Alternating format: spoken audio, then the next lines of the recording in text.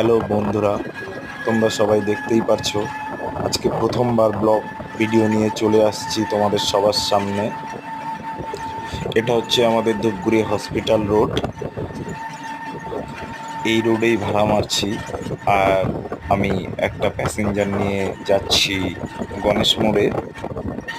তো তোমরা সবাই দেখতে পারছো এখন বাজে দুপুর 3টে, যার জন্য আমাদের হসপিটাল রোড এখন একদমই ফাঁকা।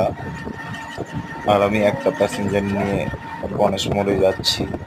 তো দেখা যাক যেতে যেতে আরও কোনো এক্সট্রা কোনো ভাড়া হয় নাকি। আর সব থেকে বড় সমস্যা যেটা, আমার কাছে কোনো ক্যামেরা নেই। আমার হাতে একটা মোবাইল আছে, যে মোবাইলটা আমি হাতে ধরে ভিডিও করতে করতে যাচ্ছি, যার জন্য আমার হাতের ক্যামেরাটা খুব নড়াচড়া করছে। বুঝতেই পারছি আমারও অসুবিধা হচ্ছে এবং কি আপনাদেরও দেখতে অসুবিধা হচ্ছে।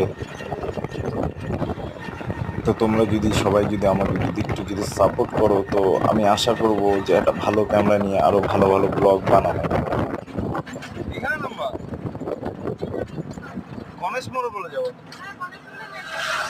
তাহলে।